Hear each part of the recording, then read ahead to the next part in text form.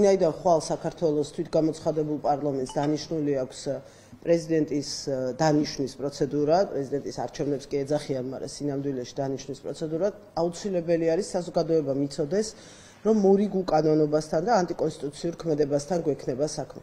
და ეს არ არის გამოწვეული მხოლოდ იმითი, რომ არალეგიტიმურმა პარლამენტმა უნდა აირჩიოს ხვალ პრეზიდენტი. ეს თავისთავად უზარმაზარი პრობლემაა, როდესაც არავის მიერ აღიარებული არალეგიტიმური პარლამენტი აგრძელებს უკანონო მოქმედებების სერიალს.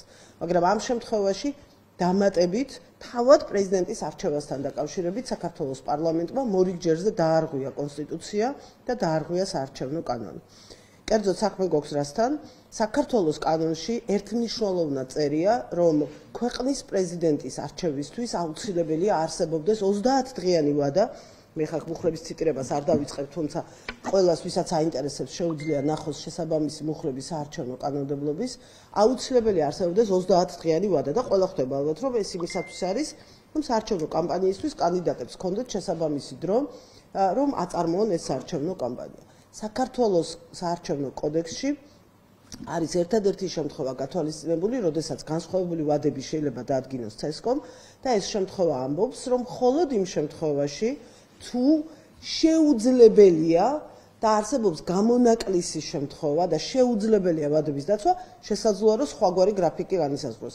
საქართველოს პარლამენტს თავის დადგენილებაში, რომელიც აი ესეთია, მოკლე, უბრალოდ არის თარიღის დადგენის შესახებ, არც ერთი სიტყვით არ უთქვამს, რატომ იყო შეუძლებელი, რა ხდება ქვეყანაში ისეთი, რომ 30 დღიანი ვადის დაცვა გახდა წარმოუდგენელი და შეუძლებელი მათთვის საპრეზიდენტო არჩევნების ჩასატარებლად. მე პირადად არ მაქვს ახსნა იმისი, თუ რატომ ჩქარობენ ესე, როგორც პარლამენტის ხდება მოიწვიეს აბსოლუტურად უკანონოდ, მოგეხსენებათ, რომ ისინი არ დაელოდნენ საკონსტიტუციო სასამართლოს გადაწყვეტილებას და კონსტიტუციის მოთხოვნების დარღვევით მოიწვიეს პარლამენტის პირველი სხდომა, ზუსტად ასე კონსტიტუციით და კანონით დადგენილი ვადების დარღვევით ატარებენ ახლა საპრეზიდენტო არჩევნებს. არჩევნები, რომელსაც ხვალ საქართველოს პარლამენტში ჩაატარებენ, იქნება უკანონო და არის ანტიკონსტიტუციური. ხაზგასმით ვამბობ, არა მხოლოდ იმიტომ, რომ არალეგიტიმური პარლამენტის მიერ ხდება ყაველაშვილის პრეზიდენტად გამწესება, არამედ იმიტომაც, რომ კონსტიტუციის კონკრეტული მუხლები ირღვევა ამ არჩევნების ჩატარებით.